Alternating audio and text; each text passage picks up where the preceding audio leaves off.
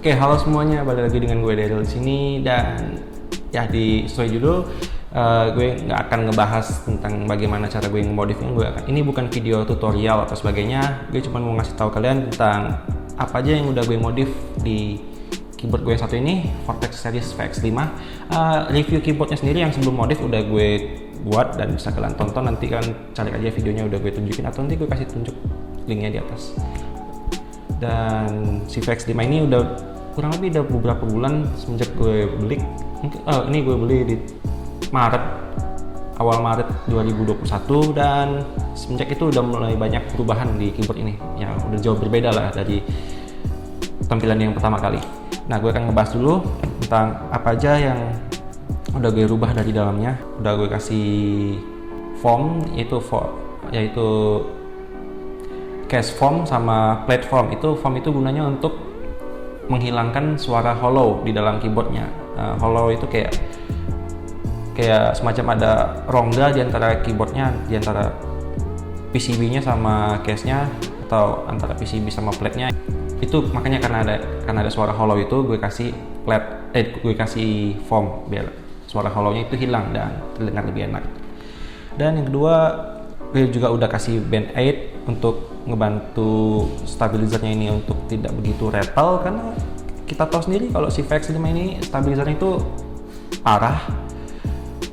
Gue nggak tahu si VX5 ini yang dulu gimana, tapi karena gue punya VX5 yang batch 2021 awal, jadi gue rasa stabilizernya ini rattle-nya parah, jadi gue kasih band aid untuk mengurangi rattle-nya, sama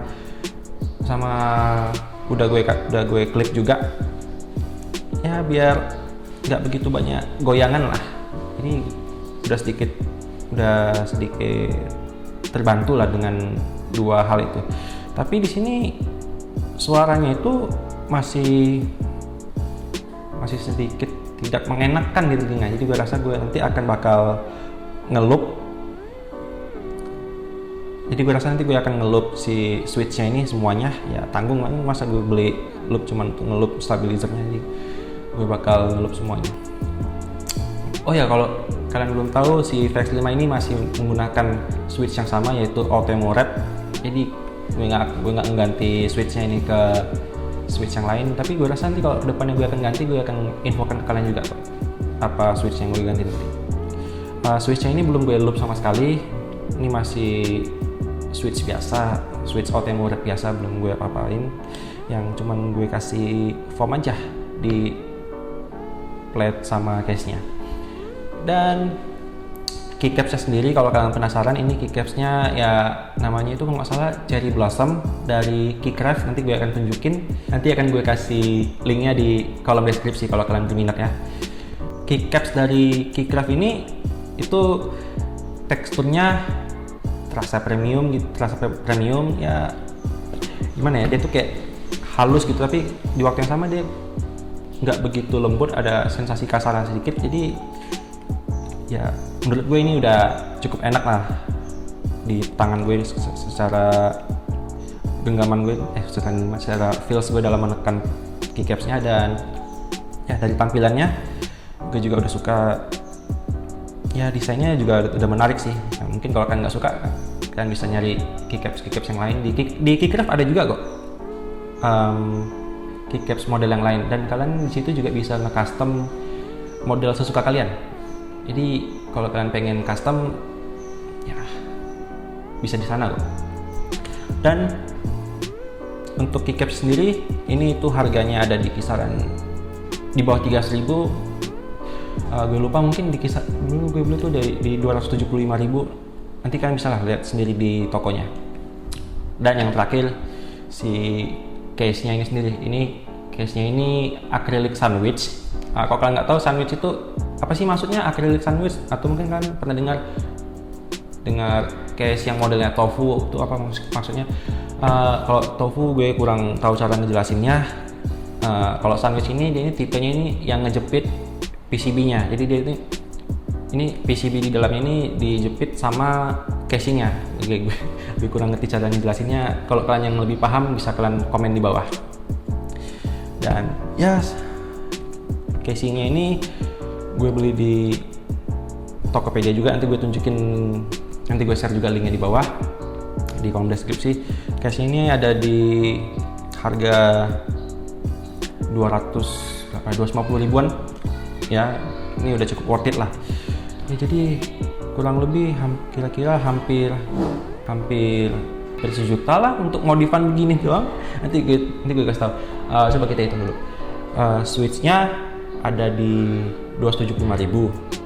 Terus keycapsnya ada di 275.000. Untuk foam itu 2 plate sama case itu ada di 100 ribuan. Dan untuk band-aid sama clip itu gue rasa nggak usah dihitung lah budgetnya berapa, itu pun nggak keluar budget malah.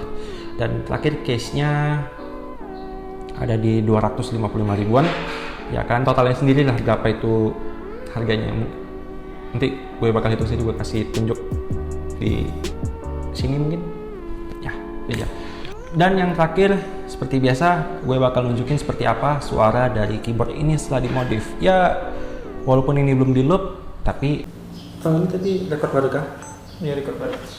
Udah ngerekam itu ya? Udah, oke.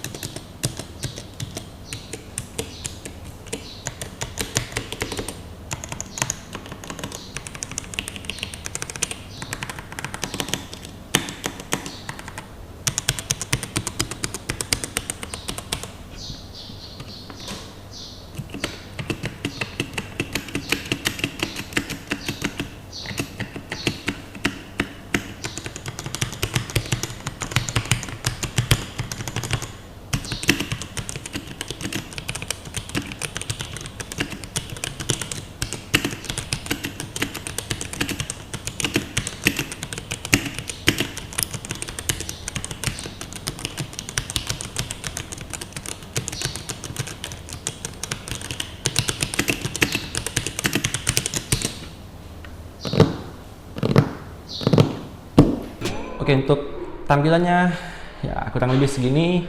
Tampilannya gue udah cukup suka dengan desainnya.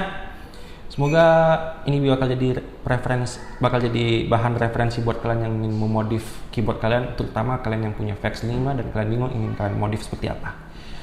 Dan ya, gue Daryl, sampai jumpa di video selanjutnya. Bye.